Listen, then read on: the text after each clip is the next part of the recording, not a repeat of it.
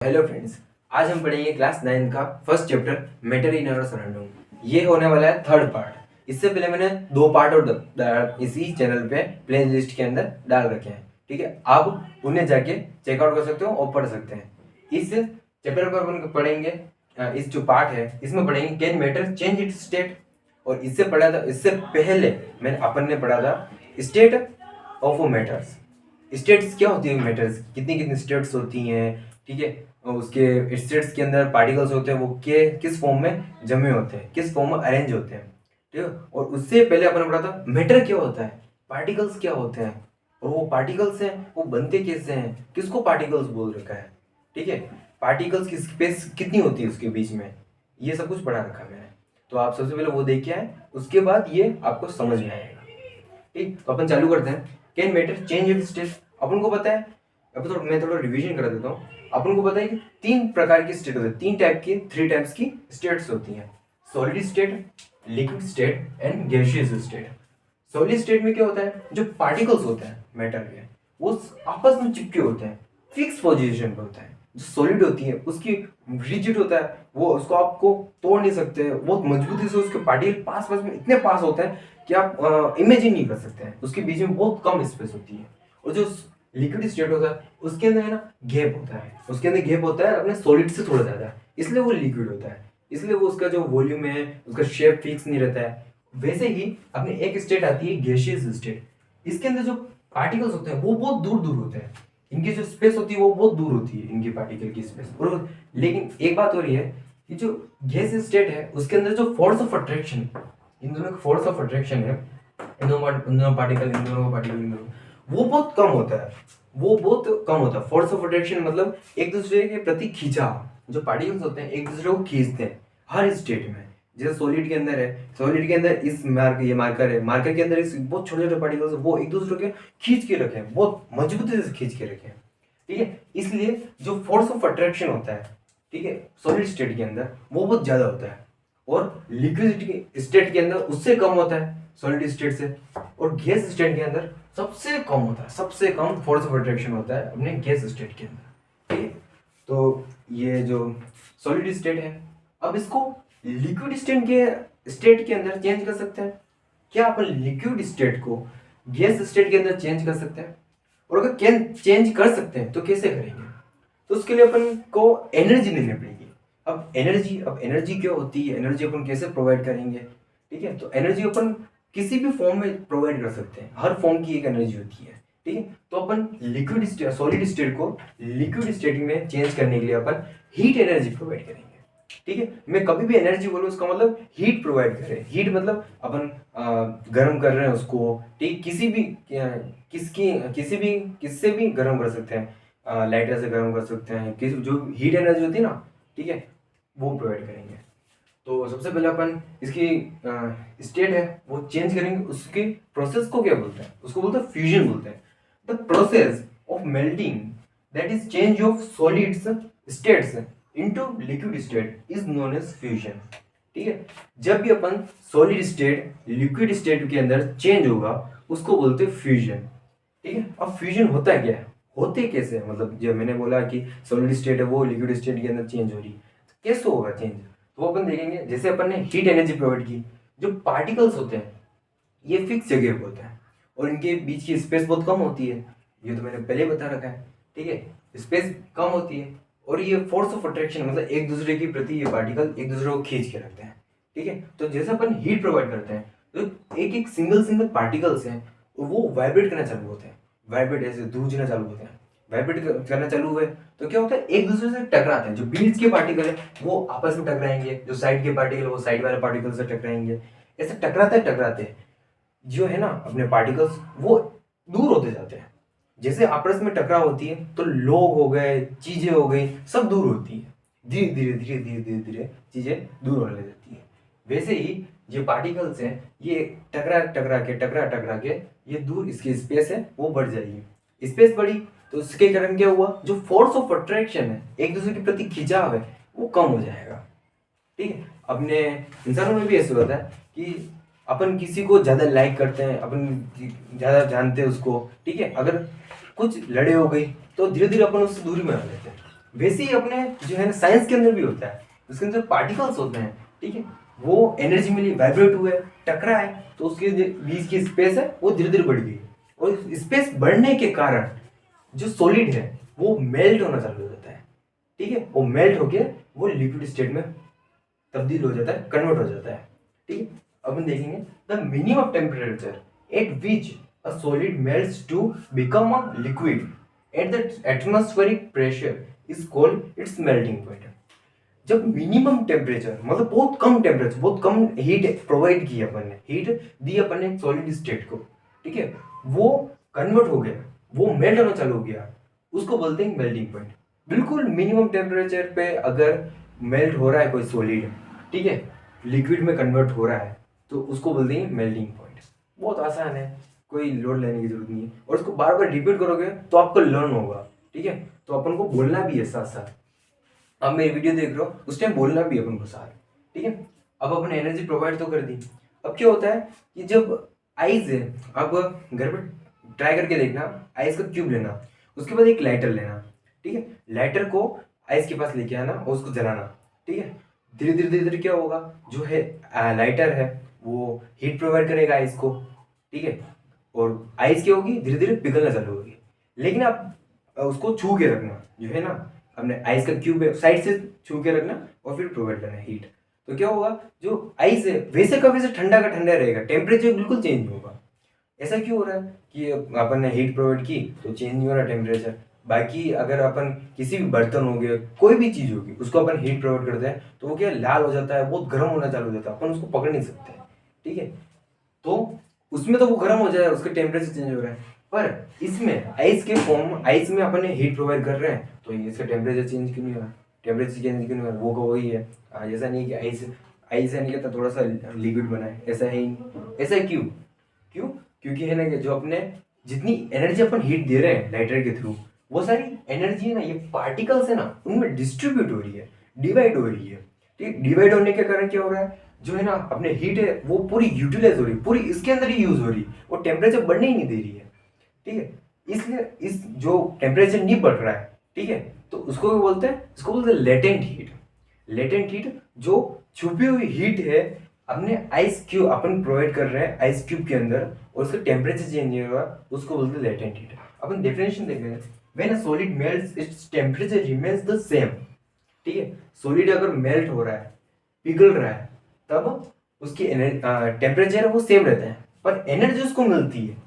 So solid absorb heat energy without changing its temperature is known as latent heat.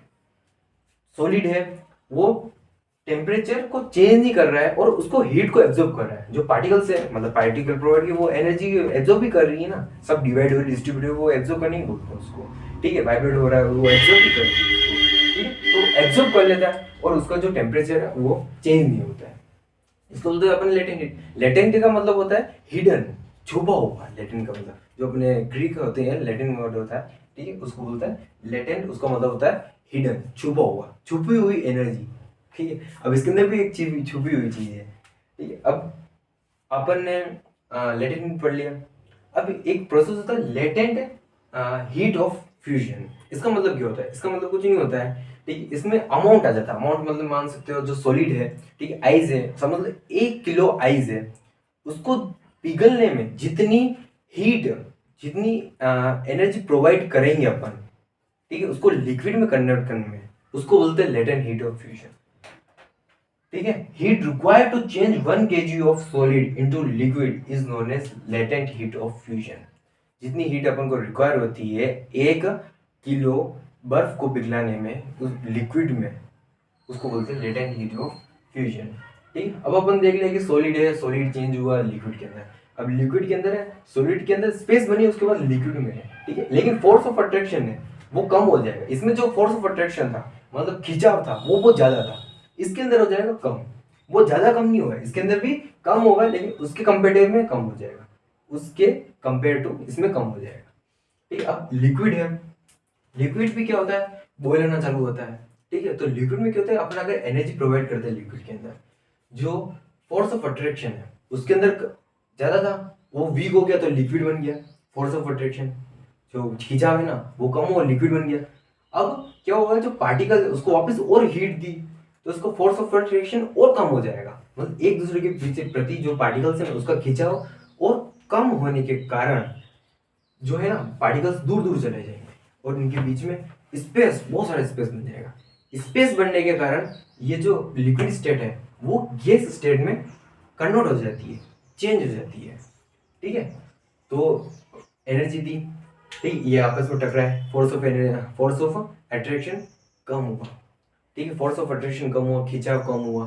ठीक, space बढ़ी, space बढ़ने के कारण gas के अंदर कन्वर्ट हो गया। ठीक है, और इसको बोलते हैं अपन बॉइलिंग। जब वाटर बॉइल होना चालू होता है तब जाके वो गैस के अंदर कन्वर्ट होता है, उससे पहले गैस के अंदर कन्वर्ट नहीं होता है। ठीक है, तो इसको देख लेंगे।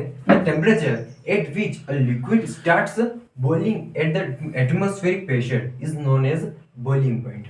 ठीक है, जब मिनिमम टेम्परेचर, एक टेम्परेचर होता है उस पे जो लिक्विड है वो गैस के अंदर कन्वर्ट होने लग जाता है, उसको बोलते हैं बॉइलिंग पॉइंट।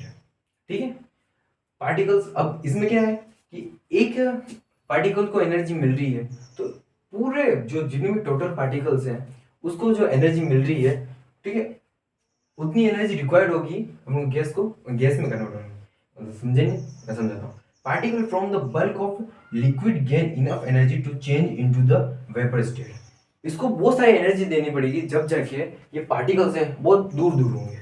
ठीक है, क्योंकि हमने जो अमाउंट है, वॉल्यूम है, अगर 1 लीटर अपन ने पानी लिया है तो उसको अपन को 2 किलोवाट 5 किलोवाट हीट से भी ज़्यादा देनी पड़ेगी। ये तो किलोवाट में कितने मैंने, मतलब बहुत ज़्यादा हीट देनी पड़ेगी। ठीक है, अमाउंट के अंदर देखा तो उस हिसाब से the gaseous has more energy than a liquid state and liquid state has more energy than a solid state but at a same temperature। अब देख लेते हैं टेम्परेचर। ठीक है, इसका टेम्परेचर जो सॉलिड स्टेट है, इसका टेम्परेचर लिक्विड स्टेट और गैस का टेम्परेचर जब सेम होगा तब इनकी जो एनर्जी होगी, ठीक है, किसकी ज्यादा होगी? सबसे ज्यादा एनर्जी होगी गैसियस स्टेट पार्टिकल्स की। क्यों? लेकिन क्यों? क्योंकि इधर इसके जो पार्टिकल्स दूर दूर होते हैं और ये ऑलवेज वाइब्रेट करते रहते हैं। ठीक, ऐसा नहीं है कि एक बार हीट दी तो एक बार वाइब्रेट करे तो वापस वो वाइब्रेट नहीं करते। जो पार्टिकल्स होते हैं वो हमेशा वाइब्रेट कर देते हैं। अब वो डिपेंड करता है कितने टाइम तक वो वाइब्रेट करते रहते हैं, हीट मिलती रहती है, सराउंडिंग से एब्जॉर्ब करते हैं। ठीक है, सराउंडिंग से मतलब बाहर से जो हीट है, जैसे सन की हीट हो गई, भाप बनी, एक बार पानी से भाप बनी तो उसके सन से भी हीट मिलती है ना, तो उससे भी वेपर बनते हैं कभी कभी। तो वो, तो उसमें क्या है, सराउंडिंग से हीट मिलती रहती है। और तो फिर क्या होता है, अपने गैस की जो एनर्जी होती है वो सबसे ज्यादा होती है और जो लिक्विड की जो एनर्जी होती है वो गैस से कम होती है और सॉलिड के अंदर सबसे कम एनर्जी होती है उसके पार्टिकल्स में। क्यों? क्योंकि वो फिक्स रहते हैं और उसको जो खिंचाव है वो सबसे ज्यादा होता है उसके पार्टिकल्स के, इसलिए। अब आगे पढ़ेंगे effect of change of pressure. तो अपन क्या देख रहे थे, effect of change of pressure on a state. ठीक है, इसमें क्या है, जब अपने स्टेट्स होते हैं, सॉलिड स्टेट, लिक्विड स्टेट और गैसियस स्टेट, अभी चेंज तो हो रहे हैं। मैंने समझा दिया, थोड़ी देर पहले समझाया था कि मतलब ये चेंज कैसे होते हैं। हीट देते हैं, ठीक है, उसके बाद चेंज होते हैं। हीट देने के अलावा अपन कुछ कूल भी करते हैं। कूल में क्या होता है, अपन प्रेशर है उसके अंदर प्रेशर दबाव डालते हैं। एक होता है कि अपन ने हीट दी तो उससे क्या होगा कि वो सॉलिड से लिक्विड में चेंज हो जाएगा, लिक्विड से गैस में चेंज होगा। अब इसको रिवर्स करना है तो वो कैसे होगा, उसके लिए क्या करना पड़ेगा, अपन को एक टेम्परेचर भी घटाना पड़ेगा, उसका टेम्परेचर जो है, ठीक है, हीट को है निकालना पड़ेगा और उस पर एक प्रेशर लगाना पड़ेगा, कंप्रेस करना पड़ेगा। कंप्रेस मतलब किसी भी चीज को दबाना। ठीक है, दबाना मतलब उसको पास पास में लेके आना। गैस, अब गैस के एटम्स हैं, ठीक है, उसको कंप्रेस करने के लिए उसको जो है उसको दबाना पड़ेगा। ठीक है, और उसका टेम्परेचर कम करना पड़ेगा, उसके अंदर जो हीट है, एनर्जी थी, उसको निकालना पड़ेगा। जब जाके जो गैस है वो लिक्विड के अंदर चेंज होगी और लिक्विड जो स्टेट है वो सॉलिड के अंदर चेंज होगी। ठीक है, अब इसके अलग अलग प्रोसेस हैं। अब ये लिक्विड है वो गैस के अंदर चेंज, अपन ने पढ़ा था केवल सॉलिड है वो चेंज होगी लिक्विड के अंदर, तो उसको बोलते हैं फ्यूजन। ठीक है, अपन ने फ्यूजन प्रोसेस पढ़ा था।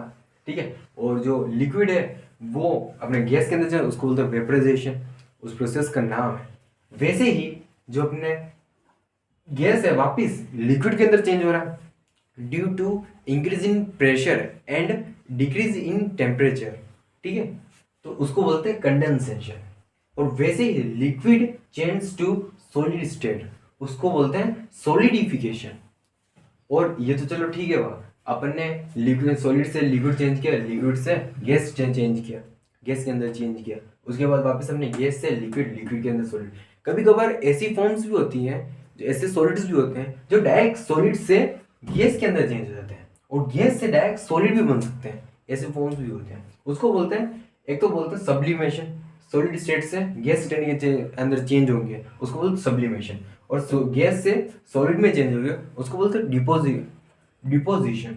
अब सब्लिमेशन में क्या होता है, सब्लिमेशन में क्या होता है कि जो अपने गैस है, सॉलिड है, उसको एकदम से बहुत सारे हीट प्रोवाइड कर देंगे, तो उससे क्या होगा, जो उसके पार्टिकल्स हैं वो बहुत जल्दी से बिखर जाएंगे, और वो जो है ना, वो सॉलिड से गैस के अंदर चेंज हो जाएगा। वैसे ही गैस को इनवर्स बहुत सारा प्रेशर देंगे और टेम्परेचर एकदम से कम कर देंगे, तो वो गैस से सॉलिड के अंदर चेंज हो गया। अब सब्लिमेशन का एक एग्जांपल है कपूर। जो कपूर होती है उसको अपन गर्म मतलब जलाते हैं, तो वो एकदम से जो सॉलिड होती है वो गैस में चेंज होती है, गायब हो जाती है एक बार खत्म होने के बाद। ठीक है, तो ये एग्जांपल है सब्लिमेशन का। तो अब हम पढ़ेंगे इवेपोरेशन। ठीक, इवेपोरेशन क्या होता है, अपन ने उसमें एक जस्ट थोड़ी देर पहले इफेक्ट ऑफ प्रेशर पढ़ा था, उसमें क्या देखा था, जो अपने लिक्विड है वो कन्वर्ट हो रहा है गैसेस की स्टेट के अंदर, तो उस प्रोसेस को बोलते हैं अपन वेपराइजेशन। तो वेपराइजेशन ही होता है इवेपोरेशन एक्चुअली। ठीक है, the changing of liquid into a gases state is known as evaporation. लेकिन इसमें क्या होता है, ये फिनोमेना क्या होता है वो मैं अब समझाऊंगा। The phenomena of change of liquid state into a vapour gaseous state at any temperature below its boiling point is called evaporation. Below its boiling point, ये ध्यान रखना बहुत जरूरी है। Below its boiling point ये ध्यान इसलिए रखना जरूरी है क्योंकि boiling point वो पॉइंट होता है जो है ना, कहते हैं जिसमें टेम्परेचर इतना बढ़ जाता है कि वो डायरेक्ट ही जो अपने वाटर है वो वेपर के अंदर कन्वर्ट हो जाता है। ठीक है, एक टेम्परेचर था, फिक्स टेम्परेचर, उस टेम्परेचर से नीचे अगर वेपराइजेशन हो रहा है उसको बोलते हैं इवेपोरेशन। अब मैंने पढ़ा है अभी जस्ट कि पार्टिकल को हीट एनर्जी मिलती है तब जाके वो फ्री होते हैं, फोर्स ऑफ अट्रैक्शन तब जाके कम होता है। ठीक, जो खिंचा हो रहा था वो कम होता है तब जाके वो मतलब निकलते हैं।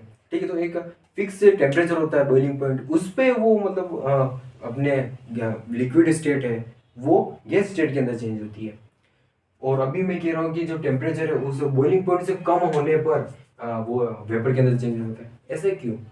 ऐसा इसलिए कि जो वाटर होता है, अगर समझ लो पार्टिकल है, एक फिक्स शेप लिक्विड है, ठीक है, वो समझ लो एक थाली के अंदर अपन ने भर रखा है, और वही लिक्विड है अगर मैंने है ना कहता है एक ग्लास के अंदर भर रखा है, और सेम हीट अगर मैं उस दोनों को दे रहा हूँ, ठीक है, तो क्या होगा, जो थाली के अंदर जो लिक्विड था, जो पानी था, वो जल्दी बॉईल होके वो जल्दी उड़ेगा, और वो ही पानी सेम हीट पे हमने ग्लास के अंदर अगर हीट दे रहा हूँ तो वो पानी उसमें टाइम लगेगा वेपराइज होने में। ठीक है, ऐसा क्यों? ऐसा इसलिए क्यों सरफेस एरिया बढ़ जाता है। सरफेस एरिया होता है मतलब कितना फैला रखा है उसको, जितना फैलाव होगा उसके पार्टिकल्स उतने उतने सिंगली डिस्ट्रीब्यूट होंगे, एक एक करके डिस्ट्रीब्यूट होंगे, और जितना फैलाव कम होगा तो उसके पार्टिकल्स एक के ऊपर एक के ऊपर एक के ऊपर ज्यादा होंगे। अगर फैलाव ज्यादा हुआ तो एक सिंगल लाइन में डिस्ट्रीब्यूट होते रहेंगे पार्टिकल्स, और फैलाव कम हुआ तो बस ऐसे लाइन बन जाएगी ऊपर से नीचे।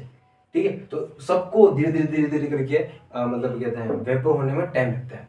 ठीक है, तो क्या होता है, जब अपने फर्स्ट लेयर होती है, जो सरफेस एरिया है, इंक्रीज कर देते हैं। ठीक है, और उस सरफेस एरिया का मिनिमम एनर्जी रिक्वायर होती है, जो ऊपर वाले सरफेस एरिया है वो सबसे पहले गर्म होती है। ठीक है, पानी के अंदर भी देखोगे, अगर भले ही चूल्हा यहाँ पर चल रहा है, जो ओशन होता है, ओशन के ऊपर जो अपने है ना कहते हैं सन की रेज पड़ती है, तो उसके ऊपर जो सबसे पहली पतली जो परत होती है, उसके अंदर जितने भी पार्टिकल्स है, जो फर्स्ट लेयर है, ठीक है, वो थिन लेयर है। उस थिन लेयर सबसे पहले कहते हैं उसके जो पार्टिकल्स है ना, वो सबसे पहले ब्रेक होंगे, और ये कहते हैं वेपराइज होंगे। उसके बाद उसके नीचे जो अपने लेयर्स होगी वो गर्म होगी, वेपराइज होगी, और फिर जाके वो ब्रेक होंगे उसके पार्टिकल्स, और फिर वो वेपराइज होगी। ठीक है, तो सबसे पहले क्या होती है, अपने जो फर्स्ट लेयर होती है वो वेपराइज होती है, उसके बाद उसके नीचे जो लेयर्स आती रहती है वो वेपराइज होती है। ठीक है, ऐसा क्यों? ऐसा इसलिए क्योंकि जो अपने थिन लेयर होती है, मैंने कहा पार्टिकल्स अगर सिंगली डिस्ट्रीब्यूट कर दिए ठीक है। तो ये वेपराइज जल्दी होंगे एज कम्पेयर टू अगर पार्टिकल बिल्कुल साथ में है, ठीक है। वैसे ही अपने जो इवेपोरेशन इसलिए होता है, इसको बोलते हैं इवेपोरेशन। इसमें क्या होता है कि टेम्परेचर है ना वो बहुत कम रिक्वायर्ड होता है, सारा का सारा लिक्विड एक साथ वेपराइज नहीं होगा, केवल उसकी जो फर्स्ट लेयर है वो वेपराइज होगी, ठीक है। एट बिलो बॉइलिंग टेम्परेचर, जो बॉइलिंग पॉइंट है उससे कम टेम्परेचर होने पर जो फर्स्ट लेयर ऑफ अपने सरफेस, जो फर्स्ट लेयर होती है वो अगर वेपराइज होती है और उसके जो पार्टिकल्स है वो वेपराइज हो जाते हैं, तो उसको बोलते हैं अपन इवेपोरेशन, ठीक है। तो इसमें ये ध्यान रखना है जो बॉइलिंग पॉइंट है उसका टेम्परेचर उससे कम होना चाहिए। अब इफेक्ट्स क्या होते हैं वेपोराइजेशन के अंदर, ठीक, इफेक्ट्स ऑफ वेपोराइजेशन, इसमें क्या होना चाहिए, जितना ज्यादा सरफेस होगा, जितना ज्यादा पानी फैला होगा उतना ज्यादा वेपोराइजेशन होगा, ठीक। और जितना ज्यादा टेम्परेचर होगा उतना ज्यादा एनर्जी मिलेगी, उतनी ज्यादा, जितना अगर ज्यादा टेम्परेचर होगा उतनी ज्यादा एनर्जी मिलेगी, उतना ज्यादा इवेपोरेशन होगा, इवेपोरेशन होगा।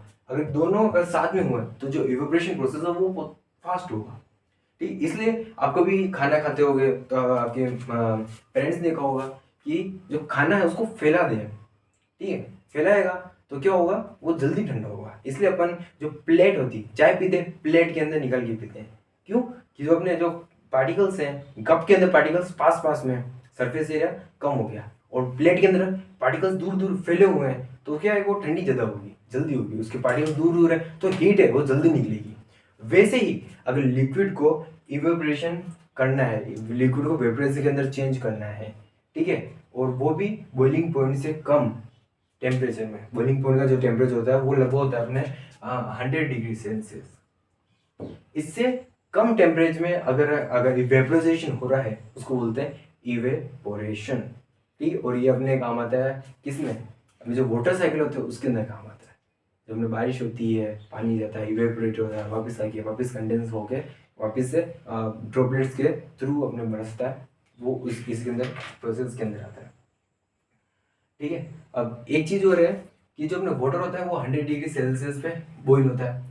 अगर इसको कन्वर्ट करना है, जो सेल्सियस है ये एक यूनिट है, इसको टेम्परेचर के अंदर अपन नापते हैं सेल्सियस को, ठीक है। अगर सेल्सियस को केल्विन के अंदर चेंज करना है तो उसके लिए करेंगे अपन +273 कर देंगे, तो ये हो जाएगा अपने 373 केल्विन। तो ये ध्यान रखना है, अगर सेल्सियस को केल्विन के अंदर चेंज करना है तो +273 कर देंगे, और केल्विन है उसको सेल्सियस के अंदर चेंज कन्वर्ट करना है तो क्या करेंगे, उसको अंदर माइनस कर देंगे 273, बस इतना ही है, ये इंपॉर्टेंट है, ठीक है। तो थैंक यू दोस्तों, अपने आज क्लास फर्स्ट का 9 चैप्टर, सॉरी फर्स्ट क्लास 9 का फर्स्ट चैप्टर कंप्लीट हो चुका है, ठीक है। ऐसे ही अपने प्लेलिस्ट में आगे से आगे नए नए चैप्टर आते रहेंगे, ठीक। और ये जो साइंस है, ठीक, इसको थोड़ा इमेजिन करो, इसको थोड़ा पढ़ो एनसीईआरटी में। आपने मेरे अपने जो वीडियोस है वो देख लिए, उसके बाद क्या है, इसको जो साइंस में जाके एनसीईआरटी के अंदर उसको एक रीडिंग मारना, क्या क्या हो रहा है, मैं जो समझाया वो क्या समझाया मैंने, ठीक है। उससे क्या होगा, आपको एक फिक्स माइंडसेट होगा कि हाँ मतलब ये बोला है उन्होंने, ये समझाया, और ये भी होता है, एक नई चीज भी मिलेगी उसके अंदर, बहुत सारी नई चीजें भी मिलती है। आप बार बार उसको रीड करते हो आपको लगता है कि हाँ मुझे आ गया, लेकिन ऐसा नहीं होता, उसको नई चीजें मिलती रहती हैं, ठीक। तो साइंस के अंदर इमेजिनेशन करना बहुत जरूरी है, इमेजिन जितना इमेजिन कर सकते हो उतना इमेजिन करो, और उसके थ्रू समझोगे तो आपको और बेटर अंडरस्टैंडिंग होगी, ठीक। तो अगर आपको ये वीडियो अच्छा लगा हो और मैंने कुछ आपके वैल्यू ऐड की हो तो फिर लाइक करें और सब्सक्राइब करें और शेयर जरूर करें।